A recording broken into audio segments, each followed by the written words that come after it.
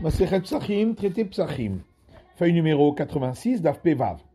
Nous sommes à la feuille 85, 3 lignes avant la fin.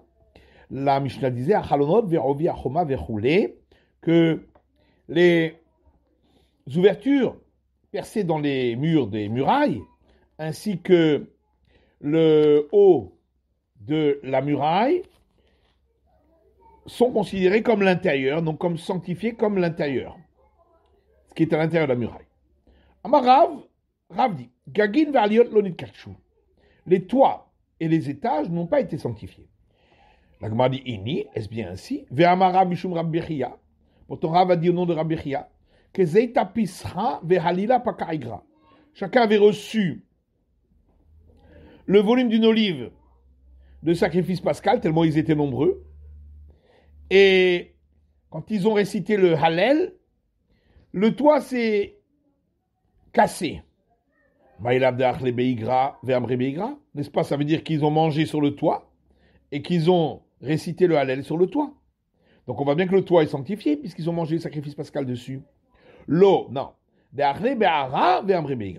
Ils ont mangé en bas au rez-de-chaussée et ils ont dit le Hallel sur le toit. Ini, mais est-ce bien ainsi? Maintenant, pourtant, il y a une Mishnah qui dit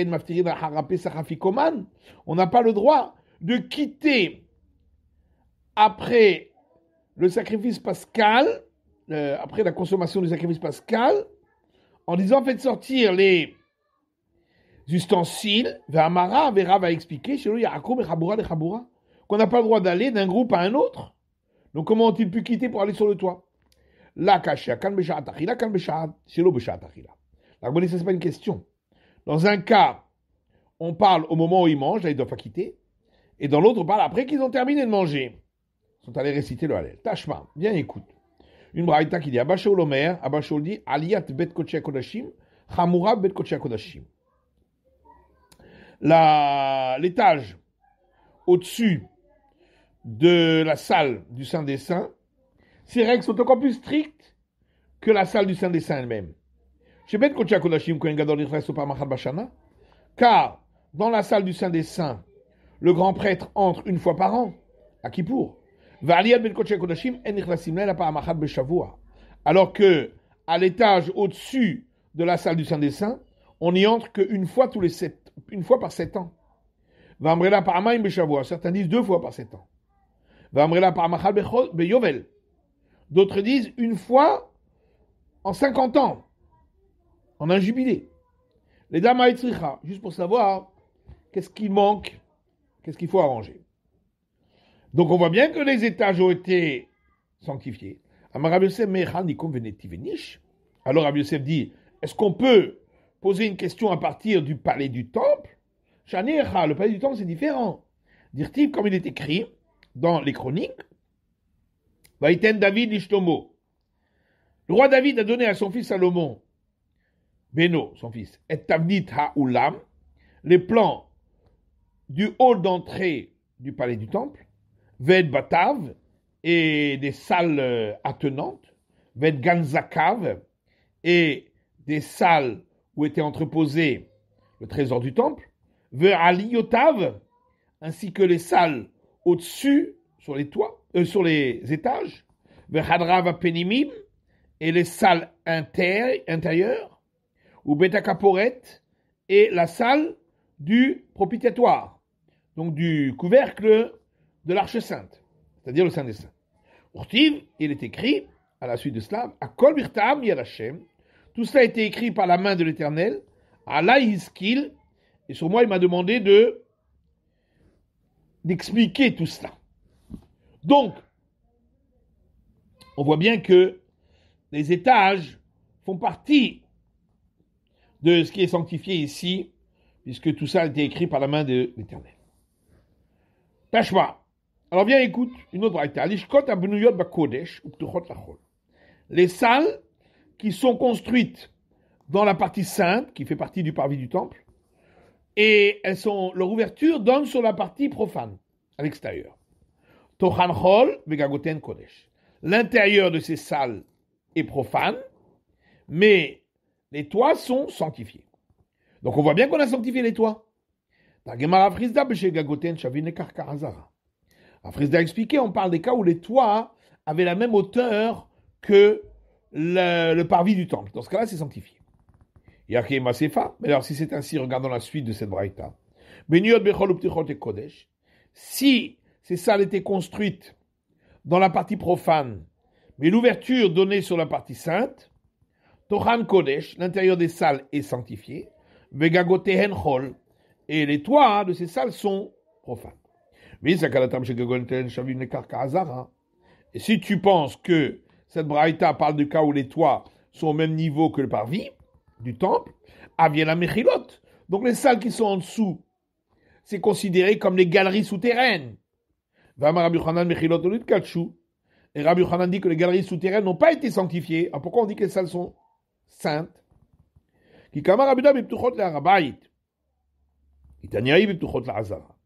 L'Agma répond, quand Rabbi Yochanan a dit que ce n'est pas sanctifié, les galeries, c'est lorsque leur ouverture donne sur le mont du temple.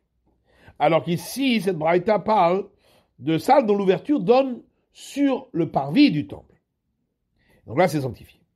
Vatania, mais pourtant il y a une braïta qui dit, Rabbi Yuda Omer, Rabbi Yuda dit, Mechilot mitachat ha'echal, les galeries qui sont en dessous du palais du temple, elles sont profanes. Kitaniaï, sheptuchot lechol. Oui, l'Agma répond que cette braïta parle dans le cas où elles étaient ouvertes sur le profane. Tâche pas. Viens, écoute. La suite de cette braïta. Vegago kodesh. Et le toit est sanctifié. Donc on voit bien qu'on a sanctifié les toits. Betisbera, est-ce que tu crois vraiment que les toits sont sanctifiés dans le parvis du temple?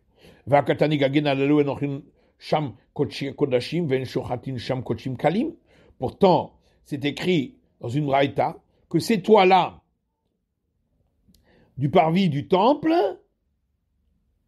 on n'y mange pas de sacrifices sanctifiés du sanctifié, qui doivent être mangés dans le parvis du temple, et on n'y fait pas l'abattage rituel des sacrifices sanctifiés légèrement, dont l'abattage rituel peut se faire dans tout le parvis. Donc on voit bien que les toits ne sont pas sanctifiés. Mais la Kashiagago Kodesh, oui, mais alors il y a une question, pourquoi c'est marqué le toit est saint? Rav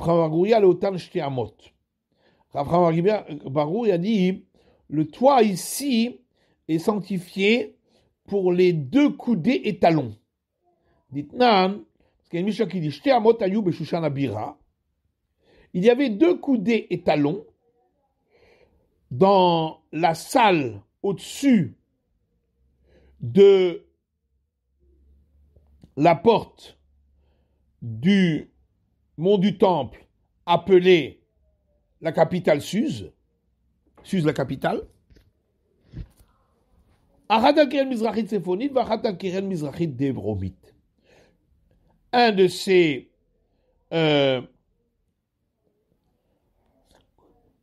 une de ces coudées talons était au coin nord-est et l'autre au coin sud-est. Celle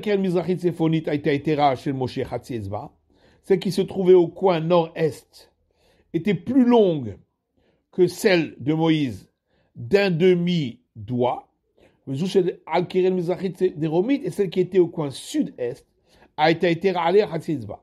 était encore plus longue d'un demi-doigt par rapport à la première. Et donc elle était plus longue que celle de Moïse d'un doigt. Pourquoi il y avait donc ces 2 coudées talons dont l'une était plus grande et l'autre plus petite? Parce que ceux qui travaillaient pour la construction du temple ou de ce qui était réservé au temple prenaient leur salaire par rapport aux mesures d'une petite coudée talon, donc la coudée simple de Moïse, et quand ils rendaient leur travail, ils devaient faire en fonction de la grande coudée talon. Afin de ne pas en venir, donc on laissait une marge, ils devaient faire une marge en plus pour ne jamais en arriver à profiter de ce qui est sanctifié en recevant un salaire plus grand que ce qu'ils avaient fait. Maintenant, pourquoi on a besoin de 2 coudées talons plus grandes que celles de Moïse? Achad le kaspa vedahava, une pour l'or et l'argent, donc comme ce sont des matériaux précieux, donc elle était légèrement supérieure à celle de Moïse. Achad le binyana, l'autre pour la construction, où là, c'était encore un peu plus grand, plus long que celle de Moïse. Et donc, ce n'est que pour ces ustensiles-là sanctifiés que les toits en question ont été sanctifiés, mais pas pour pouvoir manger les sacrifices, etc. Là-dessus, il n'y avait pas de...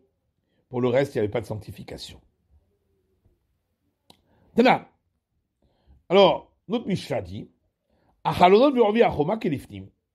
les fenêtres, donc les ouvertures dans les murailles de la ville de Jérusalem, ainsi que l'épaisseur des murailles, donc en haut, sur le toit de la muraille, est considérée comme l'intérieur de la ville. Donc ça veut dire que c'est sanctifié. Donc, question contre Rav qui dit que les toits et les étages supérieurs ne sont pas sanctifiés. Alors, pour les ouvertures, on peut parler d'un cas où elles étaient au même niveau que le sol du parvis, et donc c'est pourquoi ils sont sanctifiés comme le parvis lui-même. Et la Rovi Achoma, mais pour ce qui est de l'épaisseur de la muraille tout en haut, et Mishkachatla, comme on va expliquer, Mishkachatla Bebarshura, on l'explique dans la petite muraille. Il y avait une petite muraille autour qui avait le même niveau que le parvis lui-même. Dirtiv, comme il est écrit, inversé dans les lamentations, va Yavel Hel Vechoma, et il a endeuillé la muraille et le rempart. Rabbi Acha vitema Rabbi Hanina, Rabbi Acha et certains disent Rabbi Hanina disent, ça veut dire quoi? Shura ou Barshura. Donc, le grand rempart et le petit rempart. Matitin, Mishnah suivante. Deux groupes qui mangeaient le même sacrifice pascal, du même sacrifice pascal, dans une même maison. Les uns tournent leur face vers un côté et mangent, et les autres tournent leur face vers l'autre côté et mangent. Donc le sacrifice pascal peut être subdivisé en deux groupes. On peut également mettre au milieu la bouilloire d'eau pour couper le vin avec de l'eau chaude. Et lorsque le domestique, le serveur, va pour verser l'eau chaude dans le vin, pour couper le vin, qu'au fait de cette pive, il doit fermer sa bouche, ou marzir et panav, et tourner sa face vers le groupe auquel il appartient, et faire cela jusqu'à ce qu'il retourne vers le groupe, pour ne pas qu'on croie qu'il continue à manger le sacrifice pascal alors qu'il est sorti de l'endroit où se trouve le groupe, parce que on n'a pas le droit de manger à l'extérieur de son groupe. Veochel, et donc il reprend donc sa consommation quand il est retourné dans son groupe. La jeune mariée a le droit de tourner la face vers un autre côté pour manger. Voilà, Matitin Mani. Qui est l'auteur de notre Mishnah? Rabbi Yudaï, c'est Rabbi Yuda. De Tanya, parce qu'il y a une braïta qui dit. C'est marqué dans le verset Alabatim asher yochlu oto bahem, sur les maisons dans lesquelles ils le mangeront, le sacrifice pascal.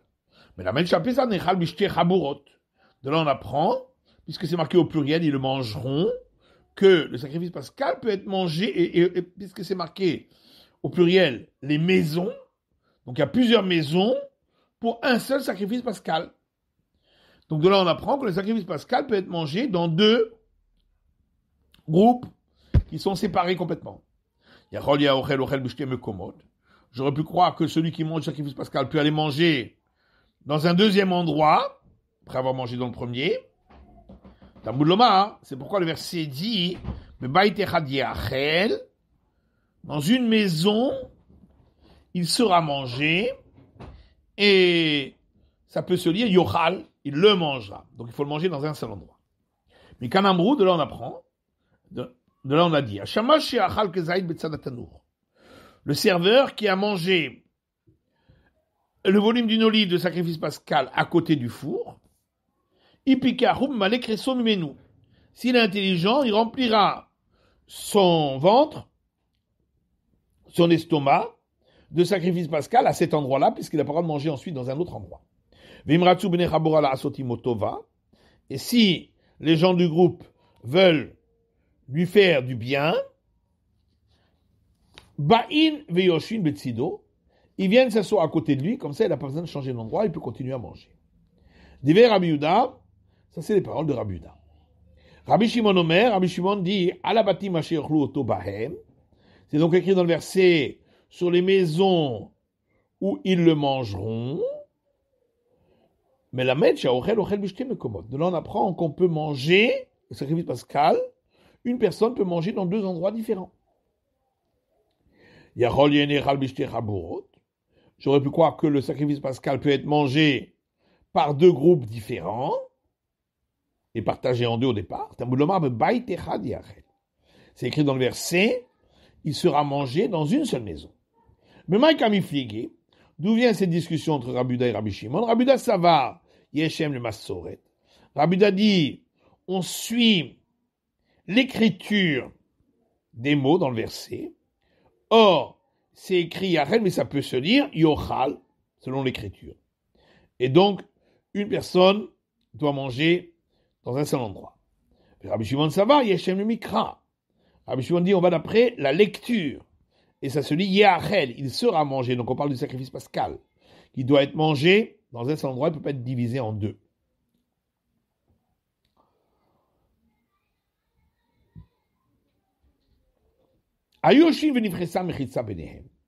Si ils étaient assis pour manger le sacrifice pascal, et on a mis une séparation pour séparer le groupe en deux. Le livre d'après celui qui dit que le sacrifice pascal peut se manger en deux groupes, continue à manger. Le livre mais d'après celui qui dit que le sacrifice pascal ne peut pas être mangé en deux groupes, là il forme deux groupes, donc il ne peut pas manger. Maintenant, à l'inverse, ils étaient assis, et on a enlevé la séparation qui séparait les deux groupes, qu'il y avait au départ. D'après celui qui dit que celui qui mange peut manger dans deux endroits différents, donc ils peuvent continuer à manger. D'après celui qui dit celui qui mange ne peut pas manger dans deux endroits distincts, un ochlim, il ne peut pas continuer à manger parce que au départ, il mangeait dans un petit endroit, et maintenant qu'on a ouvert, il voit aussi l'autre endroit, donc c'est comme s'il mangeait dans un autre endroit, parce que l'endroit s'est agrandi. Rav Kahana était assis et a rapporté cet enseignement de manière évidente. Ravashi a dit à Rav Kahana, mais tu aurais dû te poser une question en disant Siluk mechitza v'asiyat mechitza mi avec que je t'ai mekomot ou que je t'ai raborot d'ami. Quand on enlève la séparation, ou quand on pose une séparation, est-ce que vraiment on va considérer que c'est comme deux endroits ou deux groupes, puisque personne n'a bougé du tout? Holo, peut-être pas. Tekou. Et on reste sur la question. Akala oferet padeha, donc la Mishnah disait que la jeune mariée tourne la tête de l'autre côté quand elle mange. Maïtama, pourquoi? Marabichia baraba marabichana neshei bosha. Rabichia baraba dit au nom de Rabbi Yochanan parce qu'elle a honte de manger comme ça devant tout le monde. Ravuna veril Rav Natan iklar lebe Rav Nachman bar Yitzchak. Ravuna, fils de Rav Natan, est arrivé pour manger chez Rav Nachman bar Yitzchak. Amolema Shimcha, ils lui ont dit, quel est ton nom? Amalou Ravuna, il leur a dit Ravuna. Amrou Netim Marapuria, ils lui ont dit que monsieur s'assoit sur le lit, parce que c'était l'habitude chez eux de s'asseoir sur un lit pour manger. Yativ, il s'est assis. Yavoulé Kassa, il lui a apporté une coupe. Kablé Bechal Zimna, il a accepté dès la première fois où ils l'ont proposé. Veshatim est très zimné. Et il l'a bu en deux temps. Vela a dérapé, il n'a pas tourné la tête de l'autre côté pour boire. Amolemaita makarit lecha Ravuna.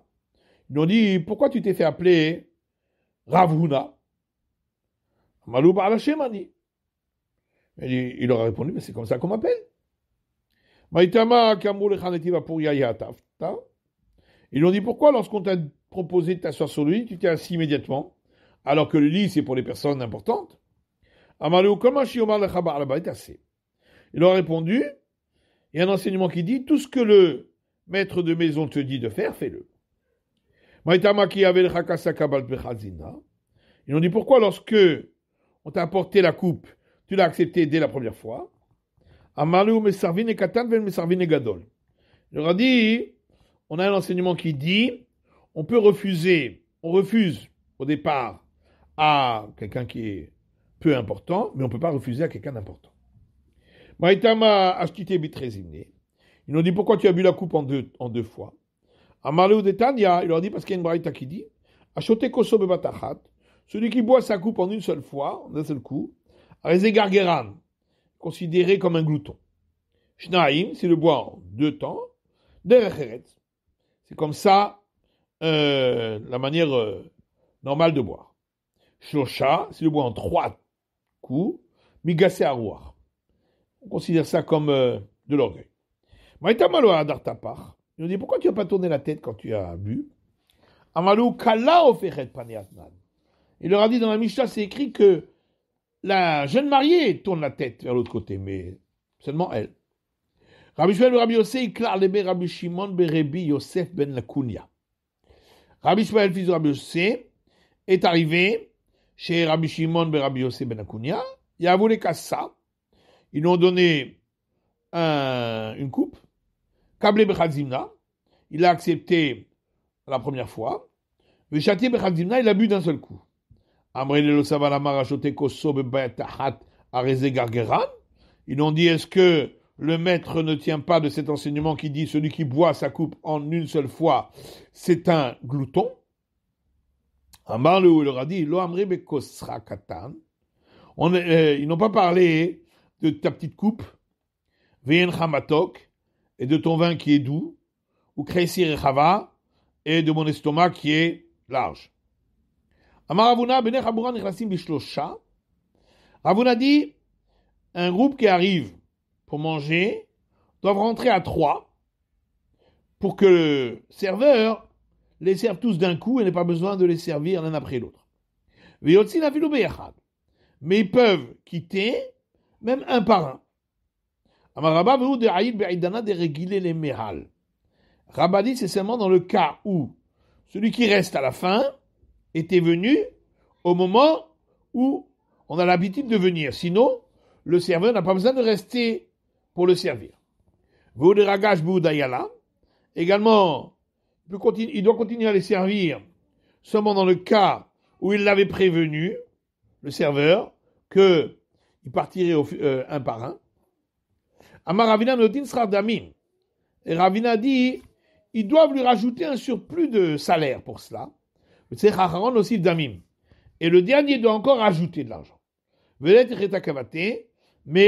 on ne suit pas ce dernier avis de Ravina. C'est la fin de l'étude de la feuille numéro 86. Pevav.